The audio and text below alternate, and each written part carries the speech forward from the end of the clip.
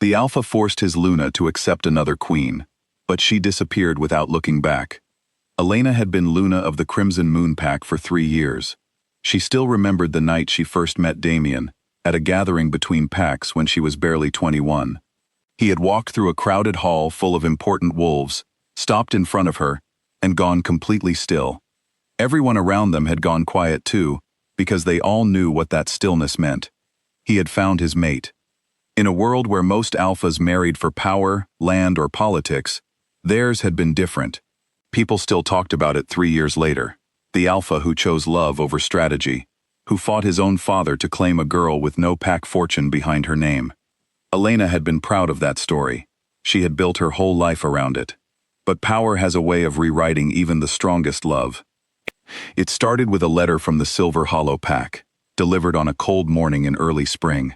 Elena was in the garden when she saw Damian's face change as he read it, his jaw tightening the way it always did when something serious was coming. She didn't ask him about it right away.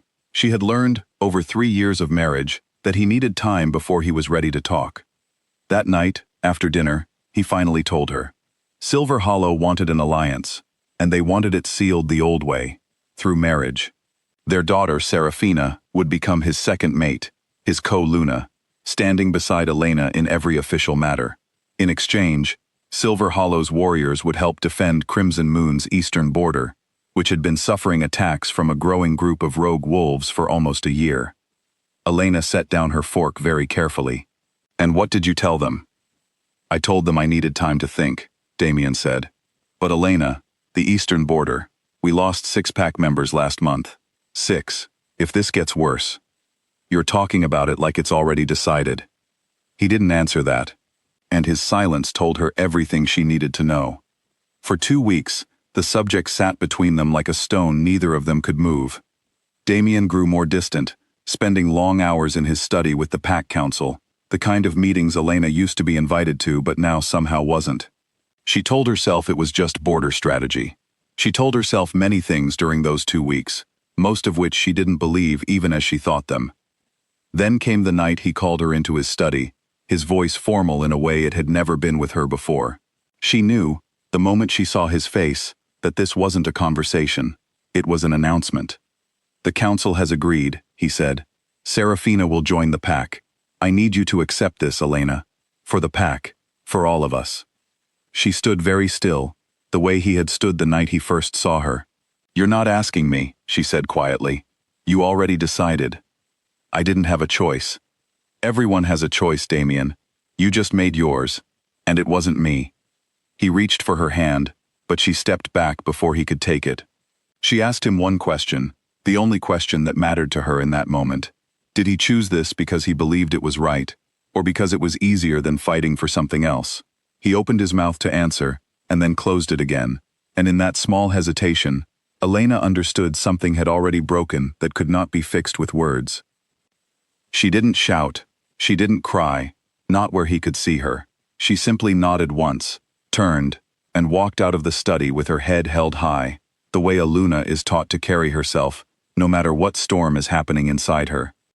3 days later, the pack gathered in the great hall for the formal announcement. Elena stood beside Damian in her finest dress, the silver Luna pendant resting against her collarbone, the same pendant he had given her on their wedding day. She watched Seraphina walk in, a beautiful young woman with calm eyes and an uncertain smile, clearly aware that she was stepping into a situation more complicated than any alliance paperwork could describe. When Damian announced that Seraphina would become co-Luna, the hall erupted in polite applause, the kind people give when they are too nervous to do anything else. Elena smiled. She smiled the way she had been trained to smile since the day she became Luna, the smile that said everything was fine, even when nothing was. Pack members would later say, it was the most convincing performance they had ever seen from her. None of them knew it would be the last time most of them ever saw her at all. That night, after the hall had emptied and the celebration moved into quieter conversations among the council members, Elena returned to her room alone. Damian was occupied with Seraphina's family, finalizing details of the arrangement, and for the first time in days, Elena had a few hours that belonged entirely to her. She didn't waste them. She packed only what she could carry without drawing attention. A small bag of clothes, the modest savings she had quietly set aside over the past year, without fully admitting to herself why, and a few items that mattered to her for reasons that had nothing to do with being Luna. She left her Luna pendant on the nightstand, placed carefully in the center where it could not be missed. It was the one piece of her old life she refused to take with her, because it no longer belonged to the woman she was about to become. By the time the moon reached its highest point, Elena was already past the northern fence line, moving quickly and quietly through trees she had walked 100 times before, though never like this. She knew every shortcut, every gap in the patrol routes, every hour when the guards changed shift. 3 years of being Luna had taught her the pack's rhythms as well as anyone, and tonight, that knowledge served a purpose no one had ever expected her to use it for. She didn't look back at the pack house, even once. She had promised herself that much. Morning came, and with it, chaos. A pack member discovered the empty room and the pendant on the nightstand, and within the hour, the news had spread through Crimson Moon like fire through dry grass. Damian heard it from his beta, who delivered the message with visible hesitation, clearly unsure how the Alpha would react to losing one mate on the very morning he had gained another. Damian didn't react the way anyone expected. He didn't shout, didn't break furniture, didn't demand immediate punishment for whoever had failed to stop her. He simply went very quiet, the pendant from the nightstand resting heavy in his open palm, and asked his beta to gather the trackers. The search began before noon. Elena's trail held for the first mile, clear enough that the trackers felt confident they would have her back within hours. Then the rain came, a sudden heavy downpour that hadn't been forecast, and her scent disappeared, as if it had never existed at all. The trackers searched through the rain for hours, circling wider and wider, finding nothing but wet leaves and silence. What none of them knew, what Elena had spent months quietly learning from an old, retired pack historian who owed her a favor from years before, was that a mate bond's tracking thread could be severed, though it took enormous willpower and came with real pain. It was something the old stories said only born alphas could manage, a kind of mental discipline most wolves never developed the strength for. Elena had spent the past month practicing it in private, late at night, biting back tears from the effort of pulling herself loose from a connection that had once felt like the safest thing in her world. It had worked. By the time Damian's trackers reached the edge of the territory, there was nothing left to follow. Weeks passed, then months. Damian threw himself into the search with an intensity that worried his own council. He sent trackers to neighboring territories, called in favors from allied packs, and personally traveled to 3 different cities chasing rumors that always turned out to be nothing. A woman who looked similar, a stranger with a familiar laugh, a false lead that wasted days he desperately wanted back. Seraphina, for her part, found herself in an impossible position, officially co-Luna, but ruling beside a man who flinched whenever the wind carried a scent that wasn't Elena's, who sat through council meetings with his mind clearly somewhere else entirely. She never blamed Elena for leaving. If anything, watching Damian's quiet unraveling taught her more about the cost of the arrangement than anything her own family had explained to her before the wedding. She began to wonder, privately, whether she had ever truly been wanted in this pack at all, or whether she had simply been a solution to a problem that hadn't needed her specifically, only someone, anyone, to fill the role. The pack itself changed too. The story of the Luna who disappeared without looking back spread well beyond Crimson Moon's borders, carried by traveling wolves and curious gossip until it reached packs that had never even met Elena.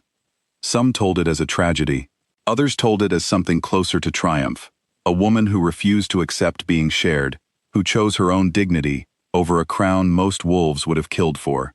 The story took on a life of its own, shifting slightly with every telling, until the real Elena and the Elena of the stories became 2 slightly different people. The real Elena, meanwhile, had settled in a small town 3 territories away, in a place with no pack politics, no council meetings, and no expectations about how a Luna should smile through her own heartbreak. She found work at a small bookshop run by a kind older woman who never asked questions about her past. She rented a tiny apartment above a bakery where the smell of fresh bread woke her every morning instead of the sound of pack horns. For the first time in years, her days belonged entirely to her, And though the quiet sometimes felt strange after a life surrounded by an entire pack, she found she didn't miss the noise nearly as much as she had expected to. She thought about Damian sometimes, late at night when the town had gone fully silent. She thought about the way he used to laugh before all the council meetings and border troubles wore the lightness out of him, the way he used to find her in a crowded room without even trying. She didn't hate him. That was the strange part. She had expected hate to be easier to hold on to than this quieter, sadder feeling that settled in instead. But she also knew, with complete certainty, that she could not have stayed and watched herself slowly disappear from her own life, replaced piece by piece until nothing of the old Elena remained. Back at Crimson Moon, a year passed, then closer to 2. Damian never stopped wearing the pendant, tucked always into the inside pocket of his coat, where his hand could find it, without anyone noticing. He never spoke Elena's name in council meetings again, though everyone could tell when something reminded him of her.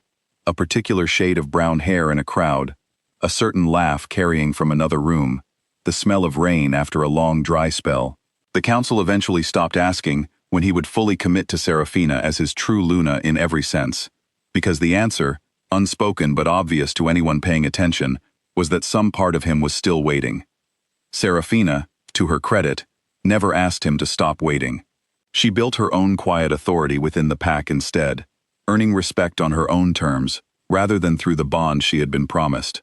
In a strange way, the two of them found a kind of peace together, not the peace of true mates, but the peace of two people who understood loss well enough not to demand more from each other than either could honestly give. As for Elena, she never returned to Crimson Moon, and she never reached out. Whether she ever found something resembling happiness, whether their paths would somehow cross again someday, in a town neither of them expected, or whether Damian would spend the rest of his life carrying a pendant for a woman who had chosen to become a stranger, none of that was written yet. Some stories don't end with everything neatly resolved. Some stories end the way real life often does, with a door left open just slightly, enough for anyone listening to wonder, for years afterward, what might have happened if even one decision had gone differently, on that cold spring morning, when a letter first arrived from Silver Hollow.